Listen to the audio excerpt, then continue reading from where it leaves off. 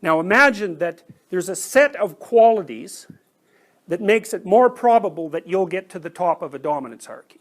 Now that's not that hard to imagine, right? You might think, well, intelligence might have something to do with that. Attractiveness might have something to do with that. Power. We know from studies of chimps, and this is mostly done by Franz de Waal, that, you know, because you might think of kind of prototypical caveman society, that it's like the caveman that looks most like a bodybuilder who's the most dominant caveman, but so to speak. But what de Waal found among the chimps was that the chimp who was at the top of the male dominance hierarchy, who remained at the top relatively stably so that he wasn't brutally murdered, say, by two chimps that were below him in the dominance hierarchy, was actually kind of a good leader in some sense, you know. So he got along well with females in the troop and maybe even attended to their children to some degree, and he wasn't a completely unpredictable tyrant. And if he was like that, then, you know, a couple of male chimps would form a coalition, and when his back was turned at any moment, then they'd rip him to pieces. And so that's really, it's phenomenally interesting, because what it suggests is that there's a stable set of characteristics, relatively stable, that are operative within a dominance hierarchy that propels you to the top.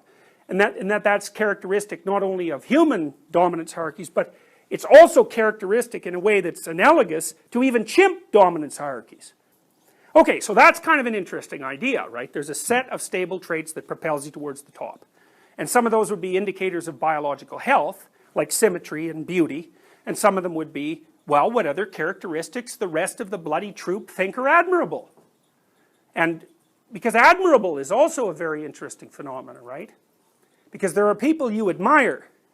You think, well, why are there people that you admire? And what does it mean to admire someone? And what it means in some sense is that the effect they have on you is one of wanting to imitate. And you know, human beings, a lot of our knowledge, a tremendous amount of our knowledge, isn't propagated linguistically, it's propagated through imitation. And the probability that we were imitating each other before we developed language is extremely high. And we're also one of the few animals, maybe the only animal, that are really capable of true imitation. And it's a major league advance in terms of the transformation of information, because what it means is you can go out there and half kill yourself learning how to do something and stumble back into the tribe and recover, and then I can just watch you and embody what you did, and poof, I've got the damn information, and you know, I didn't have to expose myself to dragons and all sorts of other horrible things that were out there in the unknown. And so, you know, we're imitating ourselves all the time. So if you admire someone, what that does is it hooks into your desire to imitate. And that's also part of an inbuilt intrinsic biological process. Okay, now, fine, so here's what we're going to say. Dominance hierarchy. Reason for getting to the top.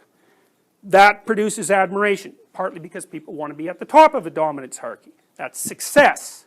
And we're wired to climb dominance hierarchies, because if you live at the top of a dominance hierarchy, you live longer than you do if you live at the bottom of a dominance hierarchy.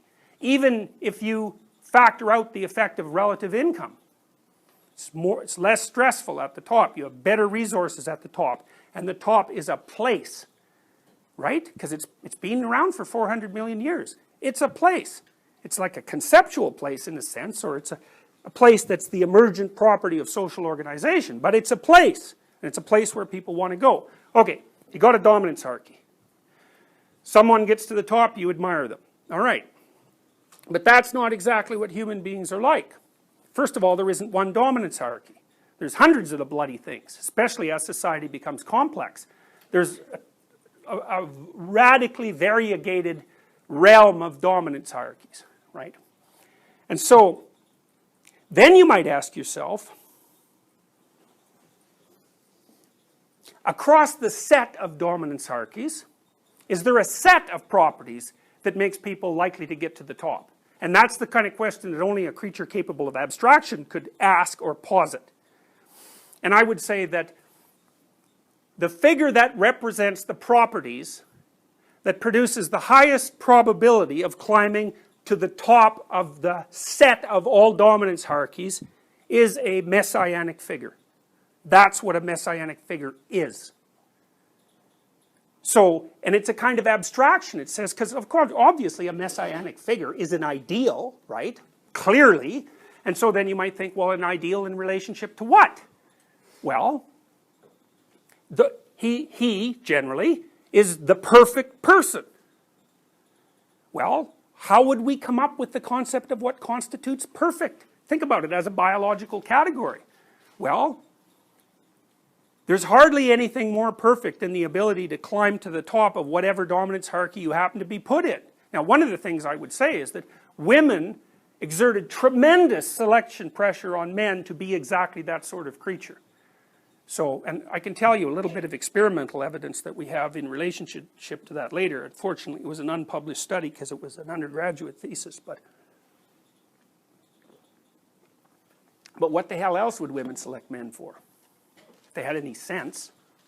You know, you want to select a partner, because you know, you've heard the idea of hypergamy, right? Women mate across or up dominance hierarchies. There seems to be an employment issue too, and I mean that's a complicated problem because, you know, the employment market for people who are less skilled has been, I would say, in decline, especially on the male end of the distribution. And one of the stats that Farrell cites is that 3/4 of women will not consider seriously dating an unemployed man, whereas 1/3 of men would have a problem dating an unemployed woman. So there's obviously a gender bias there, and I think there's a reason for that. Sure. I think that it's grounded in both rationality and evolutionary biology. The evolutionary biology element is that women across cultures tend to mate across and up hierarchies, let's say. That's right. And the reason for that, I think, is that they're logically, and this is where the logic comes in as well as the biology, they're looking for a partner that can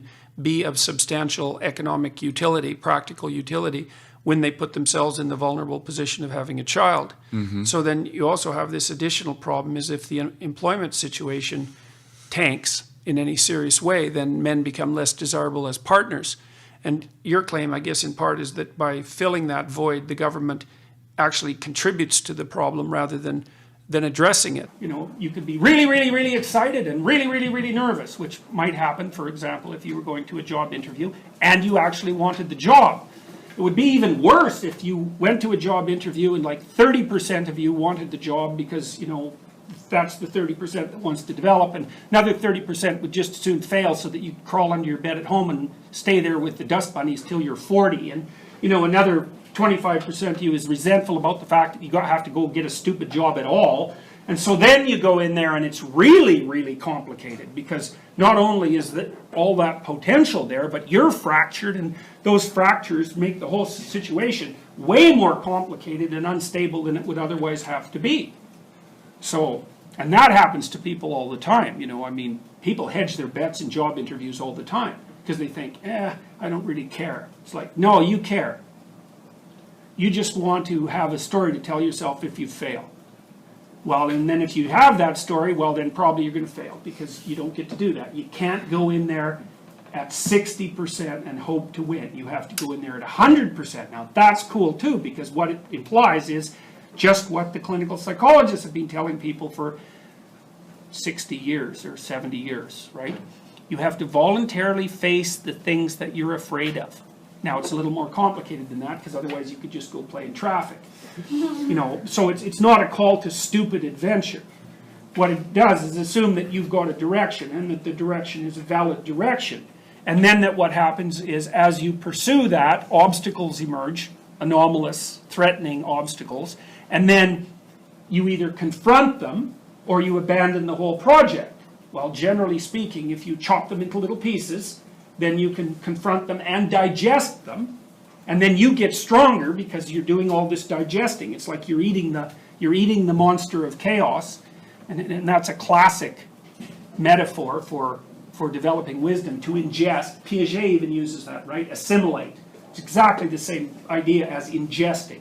Instead of what you're eating is information instead of matter. And so, you know, when the information restructures you, it makes you more informed. And that puts you more in formation. So you know, you encounter the anomaly and it's a burst of contradictory potential, and so that's exactly how you respond to it. Your body's going everywhere at once because God only knows what's going to happen. And then as you interact with it, it collapses. You're collapsing it. That's what happens when you take control of the situation. And then you reduce it to a single path where everything's going properly. And you might say, well, you're bending it to your own selfish wills, but that's not right, because if you're in, let's say you're in an interview and there's 5 or 6 people in there, you can't just bend the damn thing to your will, because you have to interact with those people. And so if you don't do that with, you know, you could be a psychopath and manipulate, but that'll only work for a short period of time. You'll get caught, and then you'll have to move, because that's what psychopaths do. But if you're, that's how they keep being psychopaths, you know, they exhaust everyone's trust, and then they have to move. And then they go find some other people who are trustworthy because they've built up trust capital with other people, and then they, you know, betray them, but they have to keep moving. So it's an unstable solution. So you go in there and you do it properly. Well, what are you doing exactly? You know, I would say that if you're really, really nailing that interview, you're saying, well, here's a future that we could all march together into confidently and happily. That's what you're saying. And I'm the person to do that. Now, you might be saying that on a relatively low scale, like if I'm your assistant, you're never going to have to worry about me, because I'm always going to be there, you know. And then if maybe you're the CEO, you're going to say, well, you know, this is the way that all of us are going, and here's why, and this is what it's going to look like. And the better you are at that,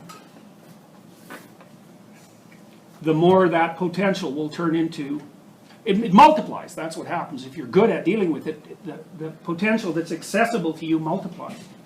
So, which is really cool. And also how you'd hope it would be. Because you'd hope that more potential would manifest itself to people who are more competent. If things worked well, that would be good.